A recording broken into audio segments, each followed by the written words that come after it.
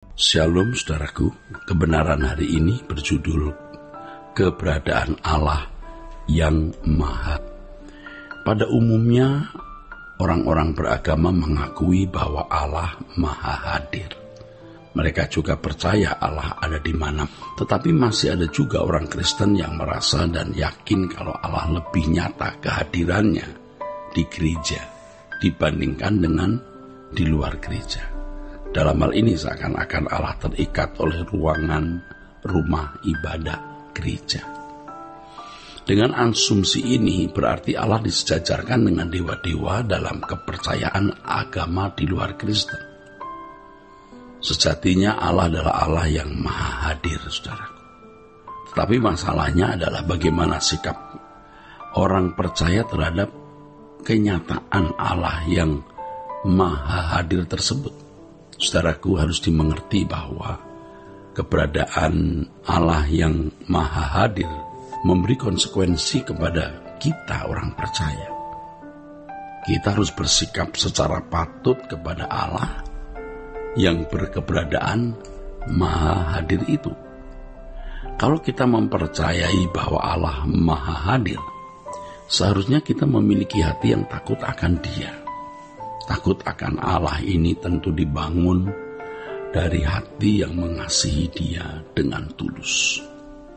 Orang yang tidak takut akan Allah karena tidak mengasihi Dia, pasti tidak menghormati Allah dengan benar. Untuk ini seseorang harus belajar mengenal siapa dan bagaimana Allah yang benar itu. Orang yang belum mengenal Allah dengan benar, sikapnya pasti tidak menghormati Dia secara patut. Orang yang tidak menghormati Allah secara patut sama dengan tidak bersikap sebagaimana mestinya terhadap Allah dan tidak dapat hidup di hadirat Allah. Tidak mungkin orang yang tidak menghormati Allah secara patut bisa hidup di hadiratnya.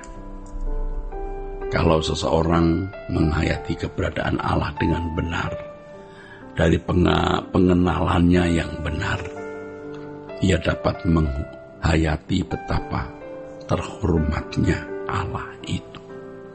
Saudaraku, banyak orang menghormati Allah hanya di gereja, yaitu 1-2 jam dalam liturgi kebaktian. Setelah keluar dari gereja, mereka tidak menghormati Allah. Setelah keluar dari gereja, mereka tidak menghormati Allah secara patut. Mereka bersikap seakan-akan Allah tidak ada. Nah, gaya hidup mereka sama seperti anak-anak dunia yang tidak mengenal Allah dan tidak menghormati Dia. Orang-orang Kristen seperti ini di luar kesadarannya berpikir bahwa Allah hanya hadir di dalam gereja. Ini berarti pada waktu di gereja sikap hormatnya kepada Allah pun dipaksakan. Sikap hormatnya kepada Allah pun tidak tulus. Artinya dibuat-buat atau munafik.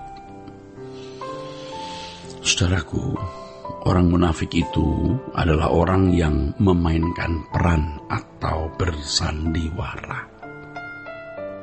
Orang munafik itu tidak mungkin bisa hidup di hadapan Allah atau di hadirat Allah.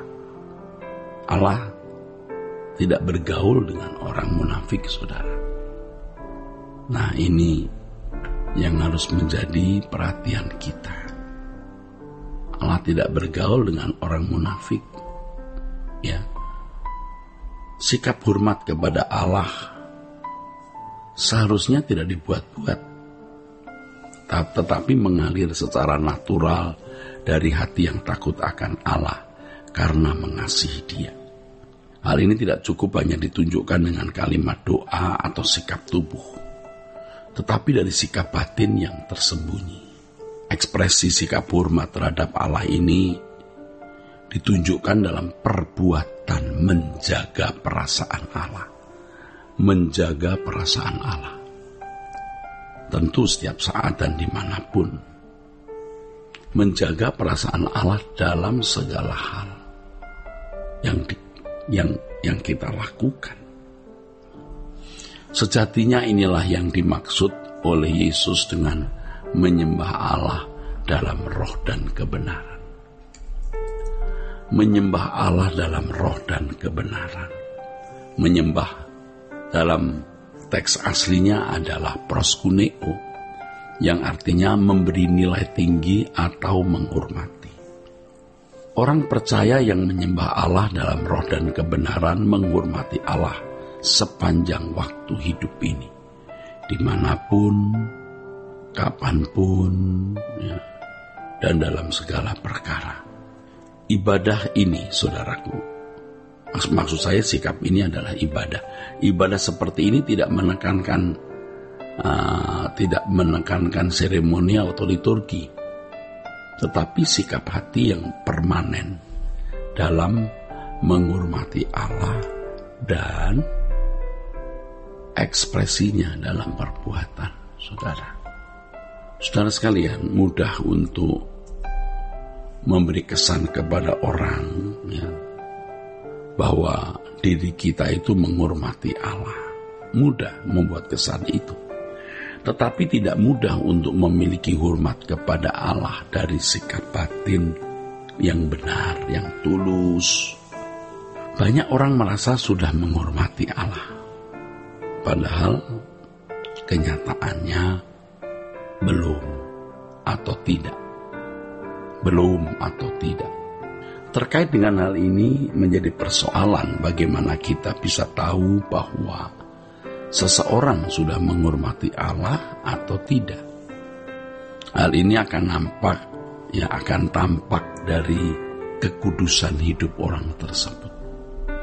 Kekudusan hidup orang tersebut. Orang yang menghormati Allah pasti memiliki kekudusan, saudara. Orang yang sudah mencapai tingkat mengenal Allah dengan baik akan mengerti apa artinya menghormati Allah. Sebab ia merasakan dalam jiwanya suatu kegentaran akan Allah. Kegentaran ini akan makin kuat tatkala menyadari bahwa Allah semesta alam yang disembahnya adalah Allah yang benar-benar eksis. Oleh sebab itu dituntut kepada kita semua untuk dapat menghayati kehadiran Allah. Untuk menghayati kehadiran Allah dibutuhkan perjuangan yang serius, ya, terhadap hal-hal rohani. Di dalamnya termasuk memahami kebenaran untuk memiliki pengenalan akan Allah secara benar. Pengenalan akan Allah di sini bukan hanya pengenalan secara literal dengan membaca buku atau mendengarkan khotbah, melainkan juga melalui jam-jam meditasi dalam doa pribadi yang memadai. Selain itu juga kepekaan mengenali setiap kejadian dalam kehidupan ini. Sebab melalui segala sesuatu yang kita dengar, kita lihat, apalagi kita alami, Allah mengajarkan kebenaran-kebenaran dan Allah juga berkenan menyatakan kehadirannya agar orang percaya hidup dalam hadiratnya, ya.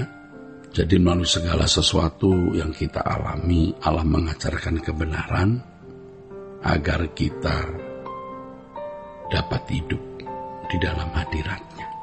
Kiranya kebenaran hari ini memberkati kita sekalian. Sola Gracia.